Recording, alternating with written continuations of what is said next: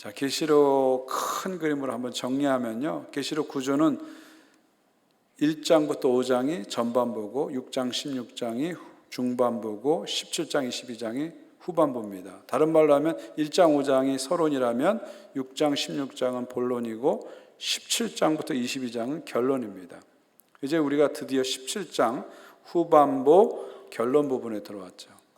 17장에서 22장이 결론 부분이 6째 장은 크게 두 단어로 요약할 수 있습니다. 최후의 심판과 최후의 구원으로.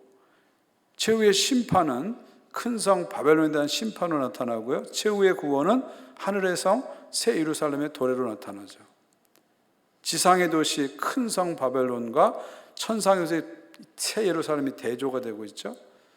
지상의 도시는 큰 음녀, 바벨론은 큰 음녀로 표시하고요, 그 다음에 천상의 도시인 새 예루살렘은 거룩한 신부로 표시합니다. 그러니까 마지막에 가서 두 도시 이야기로 계시록이 이제 마무리되는 거죠. 두 여자 이야기로 계시록이 마무리되는 거죠. 하나님께서 바벨론이라는 악한 세상을 심판하시고 단장한 신부 같은 새 예루살렘이 이 땅에 내려와서 신랑을 만나는 겁니다. 신부와 신랑이 드디어 만나는 거죠. 하늘과 땅이 만나는 거죠. 그래서 새 하늘과 새 땅, 새 역사가 시작되는 거죠. 우리 성도들은 그것을 기다리면서 외치죠. 마라나타, 주 예수여 어서 오시옵소서. 이렇게 계시록이 끝나는 겁니다. 이제 오늘 17장은 바로 계시록의 결론 부분, 후반부의 시작이 되는데요, 바벨론에 대한 심판 이야기입니다. 1절을 보십시오. 또 7대를 가진 7천사 중 하나가 와서 내게 말하되 이르되 이리로 오라. 많은 무리에 앉은 큰 음녀가 받을 심판을 내게 보이리라. 그러니까 이 17장 얘기는 어서 오는 거예요. 16장의 연속성상이 있는 거죠. 16장에서 7대 심판을 우리가 들었는데 마지막 심판에서 그 심판이 어디로 향합니까? 큰 성 바벨론으로 향하고 있죠. 16장에서 살짝 보여주고 17장, 18장에서 자세하게 보여주는 거예요. 근데 사실은 이 바벨론에 대한 얘기는 16장에만 나온 게 아니라 그 앞에 14장에도 또 이미 나왔어요. 14장, 16장, 17장, 18장 반복해서 계속 나오는 거예요. 계속해서 말씀드리지만 계시록을 1장부터 22장까지 어떤 시간순으로 벌어지는 연대기적으로 이해하지 말라 그랬죠. 계시록은 동일한 사실, 동일한 사건을 반복해서 계속 보여주고 있어요.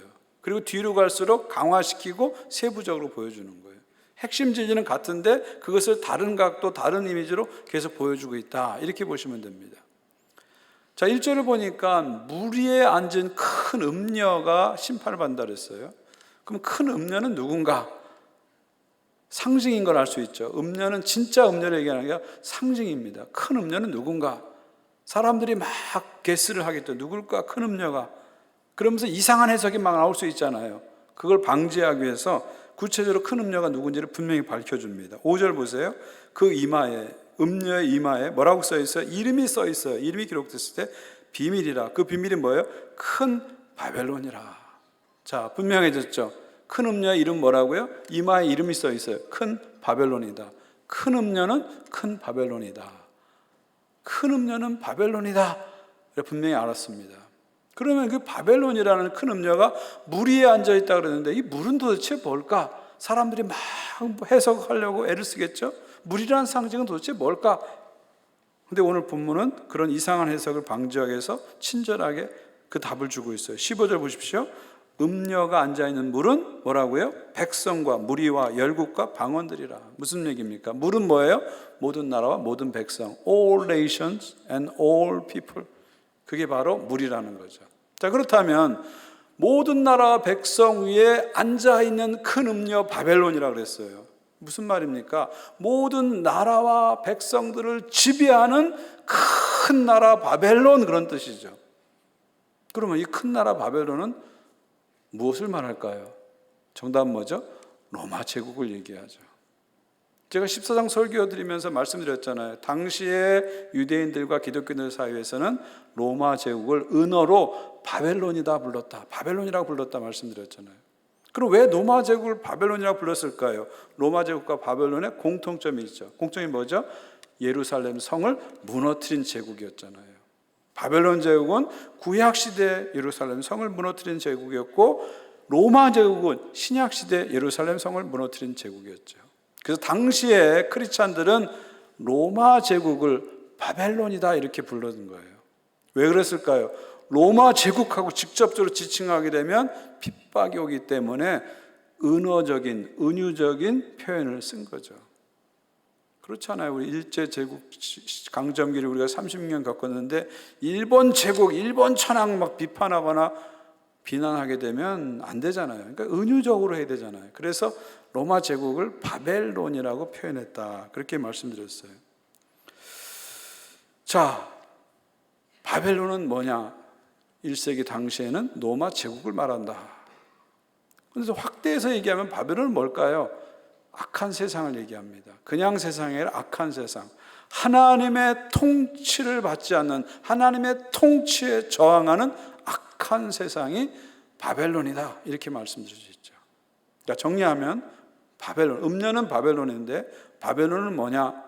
당시 상황에서는 로마 제국을 얘기하는 것이고, 더 확대해서 역사 전체에서 보면은 하나님의 통치에 저항하는 악한 세상 권력, 악한 세상의 심, 이것을 바벨론이다 이렇게 보시면 됩니다. 자, 바벨론의 실체를 우리가 좀 배우겠습니다. 2절 보세요. 땅의 임금들도 그와 더불어 음행하였고 땅에 사는 자들도 그 음행의 포도주에 취하였다. 자, 음녀라 그랬어요. 바벨론은 음녀가 헬라로 포로네스예요. 포로네스. 여기서 우리가 요즘 쓰는 포르노란 말이 여기서 나왔죠. 포로네스. 음녀 포로네스는 뭐를 하죠? 포로네이아이, 음행을 하는 겁니다. 음녀이기 때문에 음행을 하는 거. 포로네이아이, 음행을 합니다. 그러니까 하늘의 성도들은 하나님과 어린 양께 예배를 드리는데 땅의 백성들과 임금들은 음행을 하고 있다. 이렇게 얘기하고 있어요. 누구와 더불어? 바벨론과 더불어, 로마 제국과 더불어 음행을 하고 있다 얘기하고 있습니다. 여기서 음행은 뭘 말할까요? 우상 숭배를 얘기하죠. 구약 성경도 그렇고 신약 성경도 우상 숭배를 음행이란 단어로 표현했죠. 하나님이 우리의 남편인데, 우리는 하나님의 부인인데, 신부인데, 하나님 한 분만, 남편 한 분만 바라보고 살지 않고 딴 남자, 다른 우상을 섬기는 것을 불륜이다, 음행이다, 바람핀 거다 이렇게 호세아서도 그렇고 예레미야서도 그렇고 이사야도 그렇고 계속 설명했죠. 그 표현을 지금 계시록이 그대로 쓰는 거예요. 여기서 음행이라는 것은 우상 숭배를 얘기합니다. 하나님 아닌 우상을 하나님으로 섬기는 것, 이것이 바로 음행이다. 당시 로마 제국의 치하에서 1세기 상황에서는 뭘 말할까요? 황제 숭배를 얘기하는 황제 숭배. 황제를 신이다 이렇게 섬기는 거예요. 황제를 신으로 섬기는 거예요. 이것을 로마 제국이 강요하죠. 사람들에게 강요하죠. 그리고 이걸 안 따르게 되면은 처벌을 하고 불이익을 주고 핍박을 하고 심지어 죽이기까지 합니다. 그때 핍박을 받는 제목이 뭔지 아세요? 무신론자라고 핍박을 받습니다.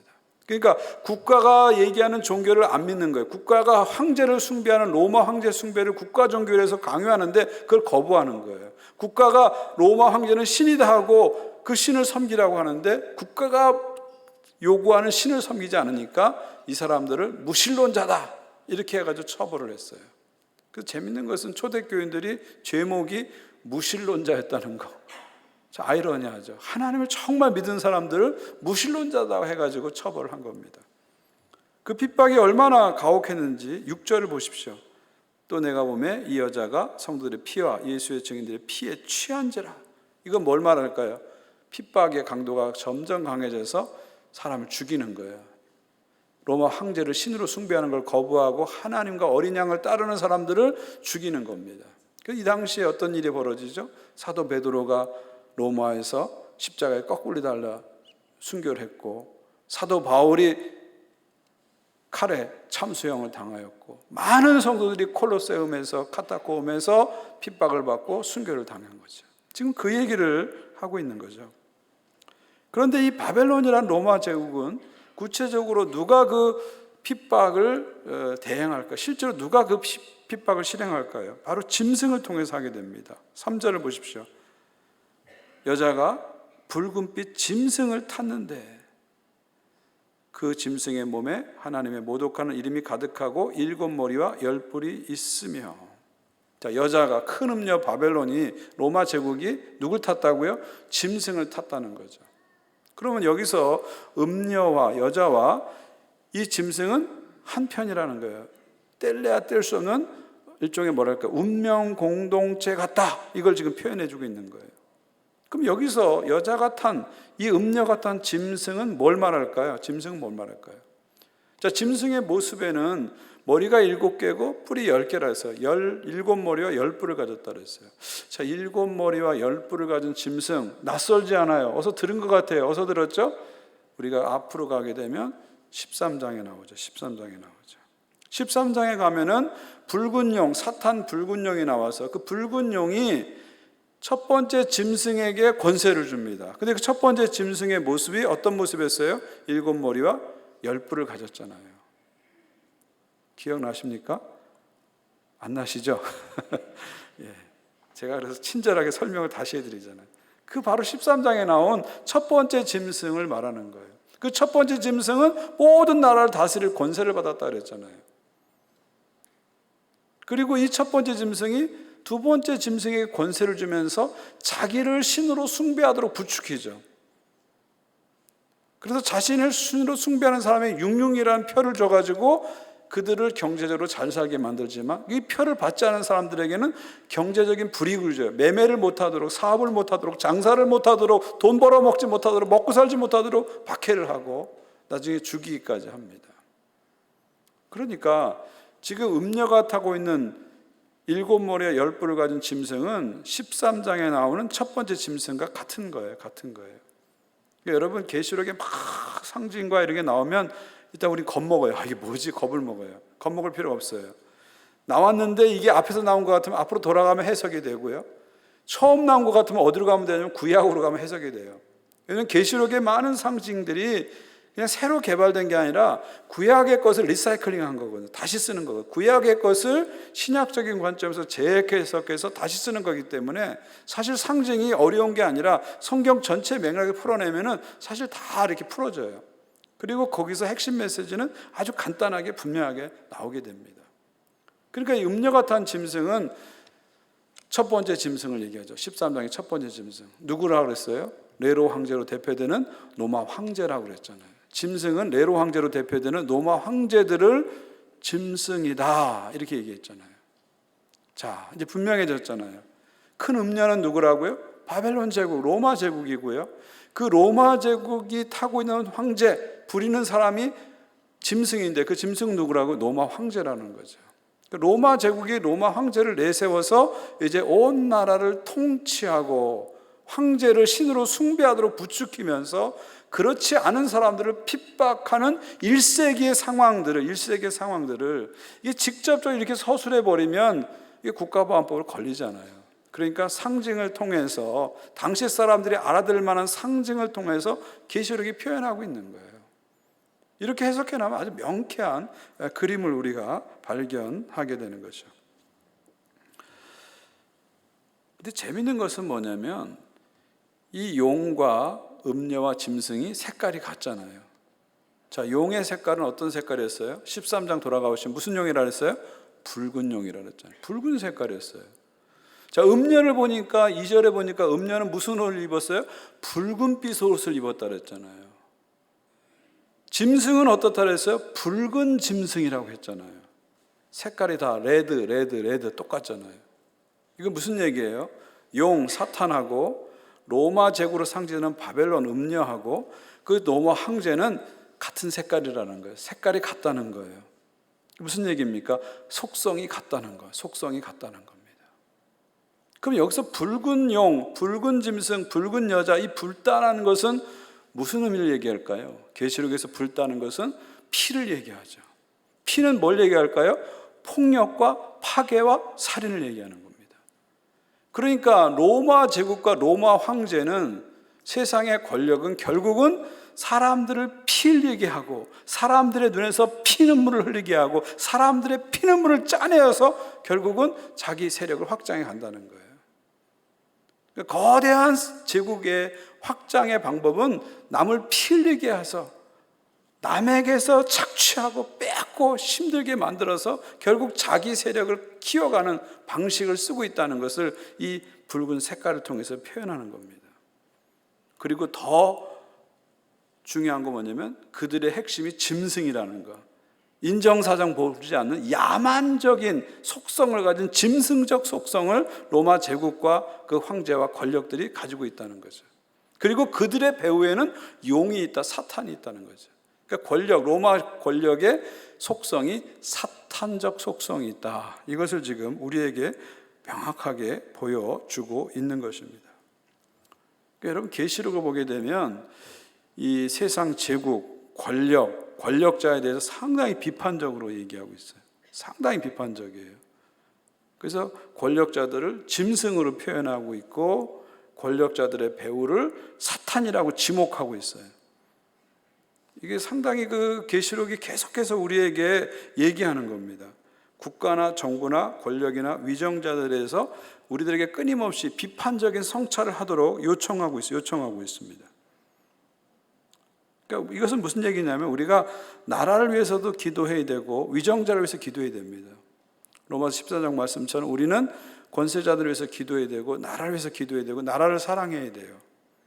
그러나 끊임없이 또 우리가 잊지 말아야 할 것은 이 권력과 정부와 권력자들이 가진 사탄적 속성, 짐승적 속성을 자꾸 볼 수 있어야 돼요. 그러니까 비판적 성찰을 해야 된다는 거죠. 이거는 구약 성경에서도 마찬가지입니다. 예언자들은 계속해서 한 사람과 한 집단에게 과도한 힘이 주어지면 그 힘을 가진 사람들이 순식간에 하나님의 자리를 차지하고 자기 숭배와 교만으로 빠질 수 있다는 위험을 예언자들이 계속 지적하고 있잖아요. 그리고 요한계시록은 예언서잖아요. 신약의 예언서잖아요. 그러니까 구약의 예언서였던 그대로 가지고 와서 똑같은 사실을 다른 이미지를 갖고 설명하는 겁니다. 그래서 우리들에게 끊임없이 권력과 정부와 국가와 위정자들에 대해서 기도하고 또 기도해야 되지만 동시에 예민한 눈을 갖고 비판적 성찰을 끊임없이 해야 된다. 그러지 않으면 이 바벨론이라는 거대한 세상 속에서 믿음으로 살아갈 수 없다는 거죠. 이 정치적인 분별력과 영적인 분별력이 함께 가지 않으면 이 바벨론이라는 거대한 세상 속에서 우리도 모르게 바벨론에게 다 굴복하고 타협하고 그 체제를 강화하는데 우리가 쓰임받을 수 있다는 것을 계속 얘기하는 겁니다. 미국의 신학자 중에 그레고리 보이드라는 분이 기독교 국가의 신화라는 책을 썼는데 거기서 이런 얘기를 합니다. 세상의 국가들은 하나같이 그 시민의 이기심을 한데 모아 집단성을 띤 부족의 힘으로 바꿔놓으므로, 이게 무슨 얘기입니까? 각각의 우리 마음속에 내 가정이 잘 돼야 되고 내가 잘 돼야 되고 우리나라 잘 돼야 되고 이런 이기심이 다 있잖아요. 요거를 모아가지고 부족의 힘으로 남이가 하면서 우리끼리 꽉 뭉치는 부족의 힘으로 만들어서 결국 어떻게 합니까? 국가 자체를 지키고 국가의 대의 명분을 고취하죠. 이런 부족의 힘은 각 시민으로 하여금 국가의 이익이 되는 것을 선으로 믿게 만들고, 국가의 이익이 되면 뭐든지 괜찮아 선으로 믿게 만들고 이것을 위해 기꺼이 죽고 죽이게 만든다. 신학자의 통찰입니다. 이게 극단적으로 된 게 뭐예요? 나치 아닙니까? 일본 제국주의가 마찬가지 아닙니까? 결국 이것이 극단 형태로 가면 그런 모습으로 나타난다는 것이죠. 그러니까 우리 크리스천들은 극단적인 애국주의로 가면 안 되고 국가주의에 빠져서는 안 된다는 겁니다. 국가와 권력의 속성이 짐승임을, 그 뿌리가 용임을 자꾸 볼 수 있어야 돼요. 바벨론의 이면, 바벨론의 배후를 우리는 자꾸 볼 수 있어야 됩니다. 바벨론의 화려함, 여기 4절 보니까 바벨론이 정말 화려한 옷을 입고 보석으로 장식하고 금잔을 들고 얼마나 화려해요. 그 바벨론의 화려함에 우리가 도취되면 안 되고요. 그 화려함의 배후를 볼 수 있어야 돼요. 그 이면을 볼 수 있어야 돼요. 그 바벨론의 화려함 속에서 신음하는 약자들의 신음소리와 고난받는 백성들의 소리를 듣고 볼 수 있어야 되는 거죠. 이런 영적인 통찰력을 요한계시록은 우리에게 계속해서 요청하는 거죠. 이 바벨론이라는 거대한 체제 속에서 어린 양 예수를 따라가려면 이런 영적인 분별력이 우리에게 필요하다, 그런 얘기를 하는 것입니다.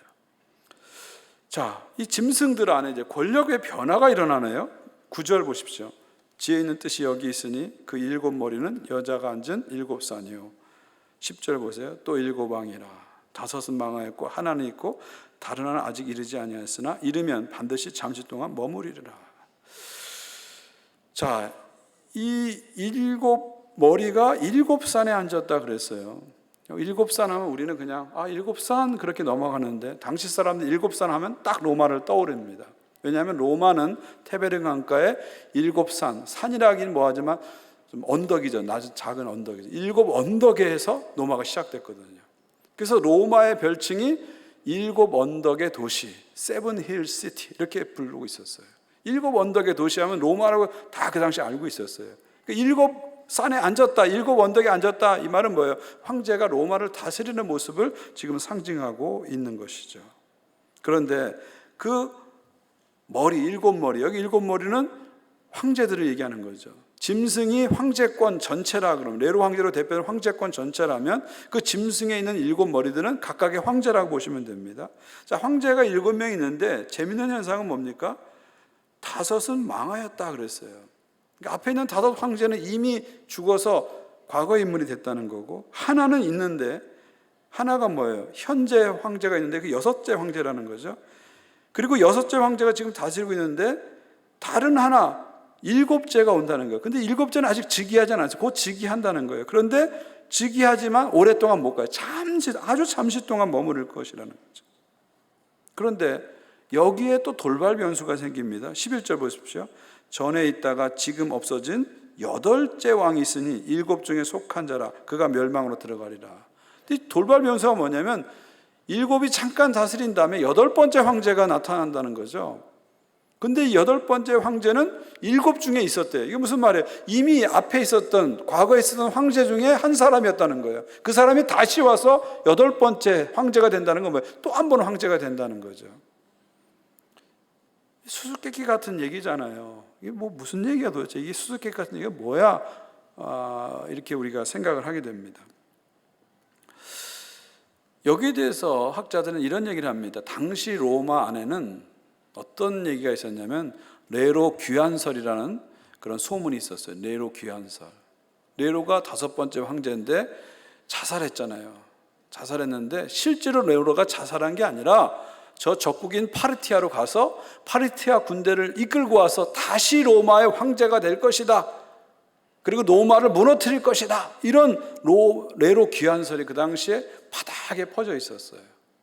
그래서 이 11절은 바로 네로 귀환설을 바탕으로 하고 있다. 이미 황제를 했는데 다시 와서 8번째 황제를 하고 그것을 멸망으로 이끌어갈 그 사람이 누구냐? 네로다. 이렇게 성경학자들은 해석을 합니다. 물론 일리가 있는 해석이죠. 근데 저는 여기서 네로 귀환설을 굳이 가지고 오지 않아도 된다는 생각을 해요. 왜냐하면 여기서 1번째 황제가 누구고 6번째가 누구고 8번째가 누구고 이게 중요한 게 아니라 결국 이 7머리를 통해서 7머리의 권력 교체를 통해서 뭘 얘기하는 거냐면 그 로마 황제와 그 권력이 결국 어떻게 될 것인가, 이걸 보여주는 데 초점이 있는 거죠. 무슨 얘기냐면 지금 로마 황제는 자신을 7머리라 7이라고 했잖아요. 성경에서 특히 요한계시록 7은 완전수, 하나님의 숫자잖아요. 그러니까 로마 황제들은 우린 7머리야, 7이야, 하나님이야, 나는 신이야, 나를 경배해, 그렇게 했는데 실제로는 어떻게 됩니까? 지금 7이 아니라 6째가 다스리고 있잖아요. 7째가 와도 잠깐 있다 사라지고 8째가 온다고 했는데 올지 안 올지 모른다는 거죠. 그러니까 결국 뭐냐면 로마 황제들이 7머리, 나는 7이야, 777이야, 하나님이야 했지만 결국 그들은 끝까지 666에 머물 수밖에 없다. 짐승의 숫자에 머물 수밖에 없고 결국 그들은 멸망으로 간다. 멸망으로 간다. 11절의 끝이 멸망으로 간다는 거죠. 그럼 그 멸망이 실제로 어떻게 나타나느냐? 서로 싸워서 자기 파괴적인 싸움을 통해서 멸망이 나타나는 거죠. 그게 16절입니다. 내가 본 바 이 열불과 짐승은 음녀를 미워하여 망하게 하고 벌거벗게 하고 그의 살을 먹고 불로 아주 사르니라. 여기 열불과 짐승, 열불이라는 것은 열왕이라고 그랬잖아요. 그러니까 로마 황제 치하에서 각 지역에 점령된 곳에 왕들을 세웠는데 이걸 분봉왕이라고 그러잖아요. 이 열불은 그런 분봉왕을 얘기하는 거죠. 짐승은 로마 황제라고 그랬잖아요. 그러니까 분봉왕들과 노아 황제가 연합해서 누구를 미워하고 망하게 한다고요? 음녀를 미워하고 망하게 한다는 거예요. 음녀는 누구라 했어요? 로마 제국이라 그랬잖아요. 신기한 게 로마 황제가 로마 제국을 망하게 만든다는 겁니다. 로마에 복속된 그 복속국의 왕들이 로마를 망하게 한다는 거예요. 이거 무슨 얘기입니까? 악이 악을 망하게 한다, 그런 얘기 됩니다. 악과 악 사이에 자기 파괴적인 전쟁이 일어난다, 그런 얘기를 하고 있는 겁니다. 그러니까 짐승도 그렇고 열왕도 그렇고 악한 통치를 받는, 악한 통치를 하는 악한 세력인데, 음녀 역시 하나님께 모독하고 저항하는 악한 세력인데, 이 악이 악을 치는 거예요. 악이 악을 치고 악이 악을 파괴하는 이 자기 파괴적인 전쟁과 현상이 나타난다. 그래서 결국은 그렇게 해서 로마가 망하고 모든 제국이 망할 것이다 하는 것을 얘기하는 거죠. 여러분, 이것은 우리가 쉽게 이해할 수 있잖아요. 세상의 역사에 나타난 권력을 보십시오. 다 내부에서 싸움이 일어나서 망하게 되죠. 대부분의 독재자들은 누구한테 죽습니까? 가장 가까운 신복에게 죽잖아요. 여러분 잘 아는 줄리어스 시저가 한 유명한 말이 있죠. 브루투스 너마저도. 이게 무슨 말이에요? 브루투스가 시저의 아주 가까운 친구인데 암살에 가담했잖아요. 그래서 그 칼을 맞으면서 브루투스 너마저도 이런 말을 남긴 거 아닙니까? 그러니까 가장 가까운 사람이 결국 권력자를 무너뜨리잖아요. 더 크게 확대하면 제국의 역사도 마찬가지 아닙니까? 큰 제국이 어떻게 무너져요? 그 안에 있던 열왕 중에서 작은 나라가 커가지고 큰 제국을 무너뜨리잖아요. 성경에 나온 제국들 보세요. 아수르 제국이 어떻게 무너집니까? 바벨론이란 작은 도시국가가 갑자기 커서 아수르 제국을 무너뜨리죠. 그럼 바벨론 제국은 어떻게 무너집니까? 바벨론 제국 안에 있는 메대와 파사가 두 도시 국가가 연합해가지고 페르시아 제국이 되면서 바벨론을 무너뜨리잖아요. 그럼 페르시아 제국은 어떻게 무너집니까? 저 북쪽 변방에 야만이 취급받던 마게도니아의 알렉산더 제국이 일어나면서 페르시아가 무너지잖아요. 그럼 알렉산더 제국은 어떻게 무너졌어요? 테베르 강가에 일곱 언덕에 있는 조그만 도시국가 로마가 갑자기 커져가지고 알렉산더 제국을 무너뜨리잖아요. 결국 이렇게 제국은 제국이 무너뜨린다. 악은 악이 심판한다. 악이 악을 무너뜨린다. 이 얘기를 지금 하고 있는 거예요. 근데 놀라운 건 뭐냐면 이것이 하나님의 뜻이라는 거예요. 하나님의 역사를 움직이시는 방식이다 말씀하고 있죠. 17절 보십시오. 이는 하나님이 이렇게 되는 것은 하나님이 자기 뜻대로 할 마음을 그들에게 주사 한 뜻을 이루게 하시고 그들의 나라를 짐승에게 주게 하시되 하나님의 말씀이 응하기까지 하십니다. 이렇게 된 것은 지금 악 안에 자기 파괴적인 전쟁이 일어나고 악이 악을 심판하는 이 현상은 누가 계획하신 거라고요? 하나님의 뜻이라는 거예요. 이 모든 일이 결국은 하나님의 주권 안에서 이루어지는 것이죠. 하나님 뜻 안에서 밖에서 이루어지는 게 아니라 하나님의 뜻 안에서 이루어지고 있고 결국 이것이 결국은 말씀을 응하게 한다. 하나님 말씀을 성취하는 과정에 있다. 이런 얘기입니다. 무슨 얘기입니까? 역사가 결국은 하나님의 손에 있다는 겁니다.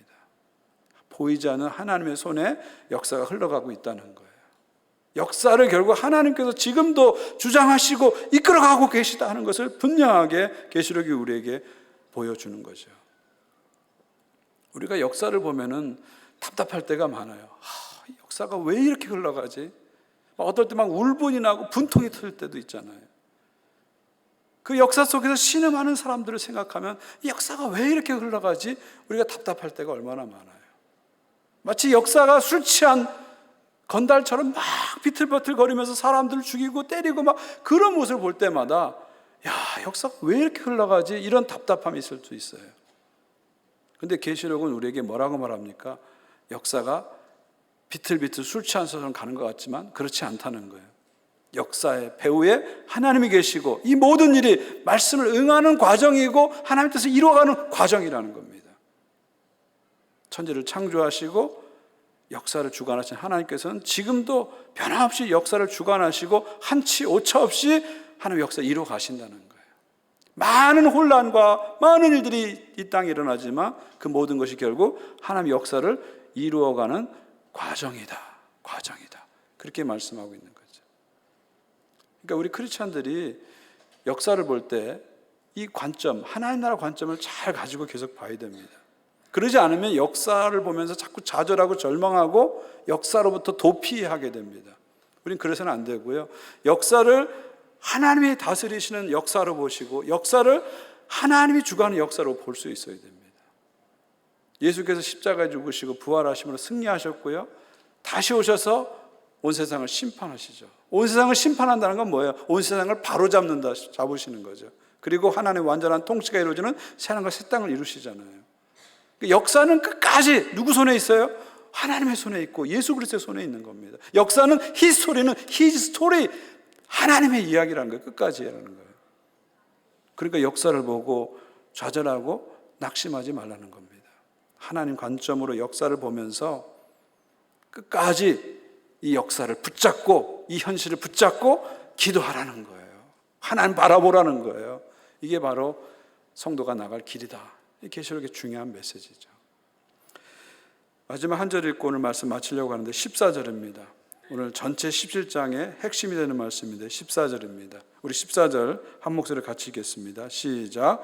그들이 어린 양과 더불어 싸우려니와 어린 양은 만주의 주시요 만왕의 왕이심으로 그들을 이기실 터이요 또 그와 함께 있는 자들을 곧 부르심을 받고 택하심을 받은 진실한 자들도 이기리로다. 아멘.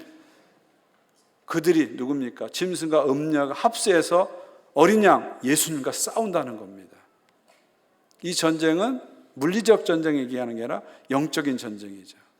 사탄과 음녀와 짐승이 악의 삼위일체를 형성해서 어린 양 예수 그리스도와 어린 양 예수 그리스도를 따르는 사람들과 영적 전쟁을 하는 거죠. 근데 그 전쟁의 결과 어떻게 된다고요? 어린 양이 이기리로다. 왜요? 그분은 만주의 주시요 만왕의 왕이시기 때문에. 할렐루야. 예수님이 역사를 다스리시는 만주의 주시고 만왕의 왕이시기 때문에 세상의 어떤 권력도 어떤 힘도 예수를 이길 수 없다는 거예요. 예수에게 어떻게 할 수 없다는 거예요. 결국 역사는 예수 그리스도의 승리로 끝날 것이다. 분명히 말씀하고 있죠. 그리고 더 나아가서 예수와 함께하는 자, 그와 함께하는 자, 예수와 함께하는 자, 그의 선택을 받고 부르심을 받은 자, 곧 진실한 자. 영어 성경 보니까 faithful follower, 진실한 제자들 얘기하죠. 성실한 제자들은 그들도 역시 이길 것이다. 예수께서 십자가에 죽으시고 부활하심으로 승리하셨고 장차 오셔서 완전한 승리를 이루실 것을 믿기에 어린 양 예수 그리스도를 따르는 자들도 역시 승리할 것이다. 이것이 바로 오늘 17장의 핵심 메시지고 요한계시록 전체 핵심 메시지입니다. 여러분 계시록을 자꾸 어렵게 풀어가는데 심플하게 얘기하면요 어린 양이 짐승이 이기는 얘기가 계시록이에요. 제가 어린아이들한테 계시록 설명할 수 있어요. 이렇게 설명하면 돼요. 어린아이한테 하나님께서 우리를 사랑해서 어린 양을 이 땅에 보내셨어. 어린 양이 우리 위해서 십자가에 죽으시고 부활하셔서 우리를 구원하셨어. 근데 갑자기 짐승이 나타나서 어린 양을 따르지 못하게 하고 어린 양을 따르는 사람이 핍박하고 있어. 근데 우리는 끝까지 어린 양을 따를 거야. 왜냐하면 어린 양은 결국 이길 거기 때문에, 어린 양이 승리하기 때문에 나는 어린 양을 믿고 따를 거야. 이게 계시록의 얘기입니다. 결국 짐승은 어린 양에 할 수 없는 거예요. 질 수밖에 없는 거예요. 어린 양이 짐승을 이기는 이야기가 계시록 얘기죠. 저는 우리가 이 땅의 역사나 우리의 현실을 볼 때 너무 패배의식에 갇혀서는 안 된다는 생각이 들어요. 오늘날 크리스찬들이 너무 패배의식에 사로잡혀 있어요. 특별히 코로나 이후에 그런 패배의식이 더 강화된 것 같아요. 바벨론한 세상은 너무 크고 우리 너무 작아서 날마다 우리는 질 수밖에 없다고 스스로 정해놓고 그 패배의식에 갇혀서 살아갑니다. 여러분 패배보다 더 무서운 게 패배의식입니다. 한 번 질 수 있어요. 한 번 실패할 수 있어요. 한 번 넘어질 수 있어요. 아니 2번 그럴 수 있어요. 3번 그럴 수 있어요. 근데 그걸 통해서 패배의식이 들어오면 그 다음에 어쩔 수 없는 겁니다. 우리가 역사를 볼 때, 우리 현실을 볼 때 예수님의 관점으로 봐야 됩니다. 예수는 이미 십자가에 죽으시고 부활하심으로 이기셨어요. 내가 세상을 이기었노라, 이기셨어요. 그리고 그를 따른 우리들에게 세상을 이길 힘을 주셨어요. 그게 뭐예요? 믿음이죠, 믿음. 우리의 믿음은 뭐냐면 세상을 이길 힘이라는 거죠. 예수님이 십자가로 이기셨고 십자가 이후부터 지금까지 이기고 계신 겁니다. 지금 예수님이 지는 역사를 쓰는 게 아니라 실패하는 역사, 실수하는 역사가 아니라 이기는 역사를 쓰시는 거고요. 쓰고 계시고요. 마지막에 다시 오셔서 완전한 승리를 이루십니다. 그 예수를 따르는, 어린 양을 따르는 우리들 역시 그 승리의 역사의 일부분이 되고 승리의 역사의 동참자가 되고 승리의 역사의 완성자로 함께 가는 거예요. 그러니까 내 현실과 우리 앞에 펼친 역사들이 결국 패배의 역사가 아니라 승리의 역사라는 거죠. 하나님의 뜻이 성취되는 과정이라는 사실이죠. 어린 양이 이겼듯이 우리도 이길 것이다. 날마다 이런 승리의식을 가지시고 말씀에 굳게 서서 승리하시는 여러분 되시기를 주님의 이름으로 축원드립니다. 다시 한번 말씀드립니다. 우리의 목표는 절대 바벨론이 아닙니다. 큰 성 바벨론, 빅시티 바벨론이 우리의 목표가 아니고요. 홀리시티, 새 예루살렘 성이 우리의 목표입니다. 우리의 최종 목적지는 바벨론이 아니라 새 예루살렘이죠. 날마다 거룩한 성을 바라보면서 페이스풀 팔로워로 신실한 제자로 살아가는 것이 바로 우리의 믿음의 길입니다. 그런 삶을 우리 성령님 의지하면서 한 주간 살아내시고 또 살아가시는 여러분 모두가 되시기를 예수님의 이름으로 축원드립니다. 하나님 아버지 감사합니다. 오늘 17장 말씀을 통해서 하나님의 역사를 주관하시고 그 주관하는 역사 속에 일어난 모든 일들이 하나님의 말씀에 응하는 과정인 것을 알게 해주셔서 감사합니다. 짐승이 아무리 판을 치고 날뛰고 거대하고 화려하게 보이지만 어린 양 예수를 이길 수 없으며 그를 따르는 자를 이길 수 없다는 것을 알게 해주셔서 감사합니다. 오늘도 이 말씀을 붙잡고 이 말씀에 굳게 서서 믿음으로 승리하는 삶을 살아가게 도와주시옵소서. 우리가 다시 패배의식으로 돌아가서 또 넘어지려고 할 때마다 우리를 그냥 두지 마시고 성령님으로 찾아오셔서 우리를 붙들어 주시고 우리에게 힘을 주시고 우리를 다시 일으켜 세워 주시옵소서. 새 예루살렘 거룩한 도시를 끝까지 바라보면서 오늘도 내일도 신실한 제자로 살아갈 수 있도록 우리를 이끌어 주시옵소서. 예수 그리스도의 이름으로 기도하옵나이다. 아멘.